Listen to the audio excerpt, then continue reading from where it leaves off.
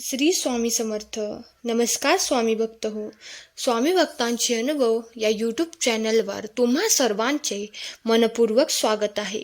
स्वामी भक्त हो, जराही वेळ न दवडता आज मी तुम्हाला नाशिकच्या ताईंना आलेला अनुभव त्यांच्या शब्दात सांगणार आहे. ताई म्हणतात, सन 1980-81 या सालात आम्ही सुंदर नारायण मंदिराजवळ राहत होतो. संक्रांतीचे दिवशी शेजारी हळदी कुंकवास गेले असता मला श्री स्वामी चरित्र हे पुस्तक दिले. घरी आल्यावर मी ते वाचले व नंतर मला बऱ्याच ठिकाणी श्री स्वामी समर्थ महाराजांचे नाव सतत ऐकायला मिळत होते. मी श्री स्वामी चरित्र वाचू लागले. मी हळूहळू स्वामी भक्त बनत होते. नंतर आम्ही कामानिमित्त सिडकोत राहावयास गेलो. घरासमोर एका कुटुंबात श्री स्वामींची सेवा करताना मी पाहिले व त्यांनी मला श्री स्वामी समर्थ केंद्रात नियमित गुरुवारच्या सामूहिक आरतीस जाण्यास सांगितले व मीही खूप श्रद्धेने आरतीसाठी जाऊ लागले.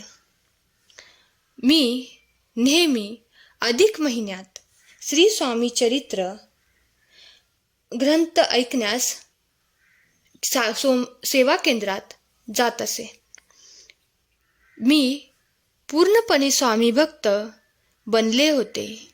मी स्वामींची तेव्हापासून आजन्म स्वामी भक्त, खरी स्वामी भक्त बनले आहे. अजून एक माझा अनुभव आहे. माझ्या लग्नाला 6 ते 7 वर्ष झाली होती. एकदा गर्भपात पण झाला. खूप डॉक्टर केले, खूप ठिकाणी ट्रीटमेंट घेत असताना देखील काहीही उपयोग होत नव्हता.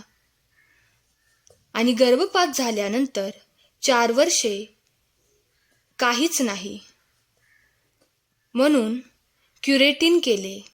त्यानंतर मला दिवस राहिले आणि मी श्री गुरुचरित्र पारायण केले व श्री स्वामी समर्थांची सेवा व जप करण्यास नित्यनेमाने सुरुवात केली. त्यामुळे गर्भपात झाला नाही आणि मला सुखरूप अपत्य प्राप्ती झाली. स्वामींच्या आशीर्वादाने मला अपत्य प्राप्ती झाली. श्री स्वामी समर्थ. आजच्या ह्या ताईंचा अनुभव तुम्हाला कसा वाटला हे आम्हाला कमेंट करून नक्की सांगा. श्री स्वामी समर्थ. धन्यवाद.